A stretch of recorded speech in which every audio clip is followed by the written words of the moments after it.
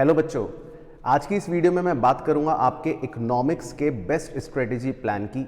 जैसा कि आप जानते हो बच्चों कि आपके पास है अब 8 दिन और 8 दिन बाद आपका होगा इकोनॉमिक्स का एग्ज़ाम।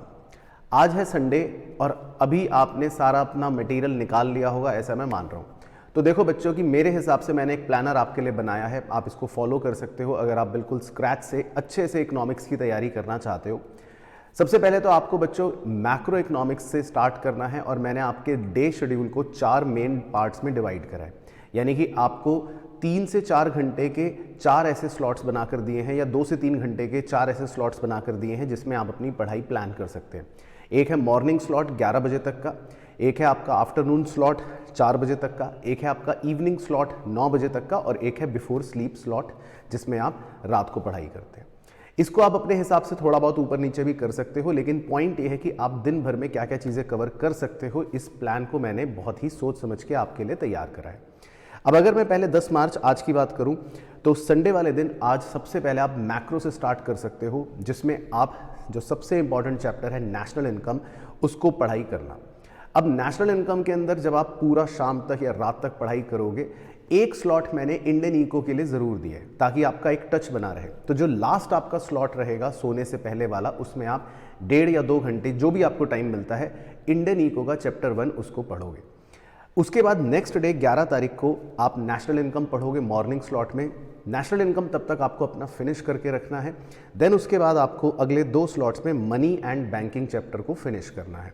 एंड अगेन लास्ट अगर आप नाइट वाले स्लॉट में देखोगे तो उसमें आपको इंडियन इको का चैप्टर नंबर 2 करना है। अब इसके बाद 12 तारीख को अगेन आप मनी एंड बैंकिंग अगर आपका बचा है तो उसको पूरी तरह से फिनिश कर दोगे। और फिर उसके बाद जो सबसे इंपॉर्टेंट मैक्रो का चैप्टर है Keynes theory, determination of income and employment, उसको पढ़ोगे। 2 स्लॉट्स कीन्स थ्योरी के पढ़ने के बाद आपको रात को करना है इंडियन इकोनॉमी का चैप्टर नंबर 3। अब देखो यहाँ तक इससे होगा ये कि 3 दिन के अंदर अंदर आप मैक्रो के लगभग 2.5 मेन यूनिट्स कवर कर चुके होंगे और साथ ही साथ आपका इंडियन इको भी चल रहा होगा। तो आपको शुरू में मैक्रो पर ज़्यादा फोकस करना है और इंडियन इको पर कम करना है, क्योंकि मैक्रो थोड़ा एनालिटिकल है और इंडियन इको थोड़ा रटने वाला है। तो उसको तो आप एंड में भी पढ़ोगे तो सेम पॉइंट्स हैं, रटने हैं। फिर उसके बाद 13 मार्च को आपको कीन्स थ्योरी फिनिश करनी है और बीओपी के एक स्लॉट को पढ़ना है। एंड उसके बाद रात को आपको इंडियन इको का अगर चैप्टर 1, 2, 3 में से कुछ भी बच जाए उसको कवर करना है। देन उसके बाद 14 मार्च को बीओपी फिनिश हो जाएगा और फॉरेन एक्सचेंज के 2 स्लॉट्स हैं। एंड रात वाले स्लॉट में आपको करना है chapter number 4 Indian economic development का। इसके बाद 15 मार्च को आपका गवर्नमेंट बजट आखिरी यूनिट जो है मैक्रो इकोनॉमिक्स का वो फिनिश हो जाएगा और रात के स्लॉट में आपको करना है चैप्टर नंबर 5 इंडियन इकोनॉमी का। उसके बाद 16 तारीख को आप क्योंकि मैक्रो पूरी तरह से फिनिश कर चुके हो तो उस दिन आप अपने इंडियन इकोनॉमिक डेवलपमेंट के बचे हुए चैप्टर्स 6, 7 और 8 को कंप्लीटली फिनिश कर सकते हो। और रात के स्लॉट में आपके पास एक रिजर्व रहेगा जहां पर मैंने आईईडी लिखा है। तो अगर कोई भी आपका इंडियन इकोनॉमिक डेवलपमेंट में चैप्टर या टॉपिक बच जाएगा तो वो आप 16 तारीख तक फिनिश कर दोगे। अब जो 17 तारीख का आपका आखिरी दिन है वो सबसे क्रूशल दिन है, तो उसमें आपका सुबह का टाइम रखा है रिजर्व। यानी कि अगर कोई भी चीज़ आपको लगती है लेफ्ट आउट है, बची हुई है, रिवाइज करनी है तो एक बार आप उसको ज़रूर रिवाइज कर लेना।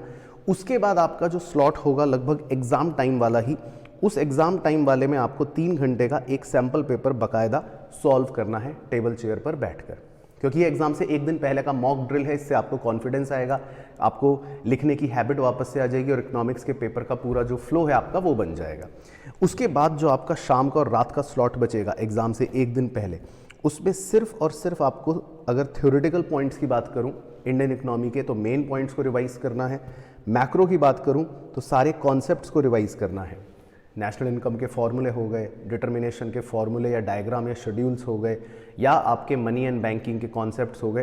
तो रात को या एग्जाम से एक दिन पहले सिर्फ आपको कॉन्सेप्ट्स को रिवाइज करना है, मेन पॉइंट्स को रिवाइज करना है, नई चीज़ों को बिल्कुल भी नहीं देखना है। अब ये जो पूरा प्लान है इसको आप अपने हिसाब से भी थोड़ा सा मॉड्यूलेट कर सकते हो। लेट्स से अगर आपको लगता है किसी भी दिन या किसी भी इस पूरे प्लान में कि आपको थोड़ा जल्दी हो गया आपका कोर्स खत्म या आपको जल्दी रिवाइज हो गया और आपको समय ज़्यादा मिल रहा है, तो उस समय में आप सिर्फ और सिर्फ, ध्यान से सुनना मेरी बात, क्वेश्चंस की प्रैक्टिस करना। आपको इस समय सिर्फ क्वेश्चंस का ज़्यादा एक्सपोजर चाहिए, आपको कंटेंट की ज़रूरत नहीं है। आपको थ्योरी की ज़रूरत नहीं है, वो तो आपने ऑलरेडी या तो पढ़ ली है, नहीं तो इस प्लान के हिसाब से आप पढ़ लोगे। आपको क्वेश्चंस की ज़्यादा एक्सपोजर की ज़रूरत है। अब क्वेश्चंस आप करोगे कहाँ से? क्वेश्चंस आप पास्ट ईयर भी कर सकते हो, क्वेश्चंस आप सैम्पल पेपर के भी कर सकते हो, मॉक टेस्ट के भी कर सकते हो। अगर आपके पास कोई भी सैम्पल पेपर बुक है उससे सॉल्व कर सकते हो। अगर नहीं है तो बिल्कुल चिंता मत करना, आपके पास जो टेक्स्ट बुक है जिससे आपने पूरे साल पढ़ाई करी है, हर टेक्स्ट बुक के चैप्टर के एंड में क्वेश्चंस होते हैं। उन्हीं क्वेश्चंस को घुमा फिरा कर कहीं ना कहीं सैम्पल पेपर में इधर उधर डाल दिया जाता है। तो अगर आपको सैम्पल पेपर्स भी नहीं मिल रहे कहीं से या क्वेश्चंस नहीं मिल रहे, तो आप अपनी नॉर्मल टेक्स्ट बुक के चैप्टर के पीछे के ही क्वेश्चन सॉल्व करना। लेकिन पॉइंट ये है कि इस प्लान में अगर आपको लगता है कि आपने जल्दी कवर कर लिया है और आपके पास टाइम है, तो उस टाइम को सिर्फ और सिर्फ क्वेश्चंस की प्रैक्टिस में लगाना। ध्यान से मेरी बात सुन लो, क्वेश्चंस की प्रैक्टिस में, क्वेश्चंस का एक्सपोजर चाहिए आपको, कंटेंट का नहीं चाहिए। कंटेंट के लिए समय हो गया, अब सिर्फ क्वेश्चंस देखते रहना, क्वेश्चन आंसर ये करना है। ये तो होगी पहली बात। दूसरी इंपॉर्टेंट बात, अगर आप मेरे चैनल से पढ़ाई कर रहे हो तो वन शॉट वाली जो प्लेलिस्ट है उसको गो थ्रू कर सकते हो रिवीजन करने के लिए। साथ ही साथ इस पूरे वीक में मैं आपके साथ क्वेश्चंस के लिए अलग से वीडियो सीरीज लेकर आऊँगा जिसमें हम सिर्फ क्वेश्चंस डिस्कस करेंगे, जिसके अंदर मैं सैम्पल पेपर बेस्ड क्वेश्चंस, आपके PYQs प्रीवियस ईयर क्वेश्चंस और जितने भी हॉट से इंपॉर्टेंट क्वेश्चंस होंगे उनको बकायदा हम चैप्टर वाइज या 2 चैप्टर मिलाकर बकायदा उस तरह से डिस्कस करेंगे, सो दैट अगर आपको एक्स्ट्रा क्वेश्चंस की प्रैक्टिस करनी हो तो उन वीडियोस को भी आप ज़रूर देख सकते हो। बाकी कहीं पर भी इस पूरी कहानी में आपको कोई भी डाउट हो तो इस वीडियो के नीचे कमेंट करके पूछ लेना।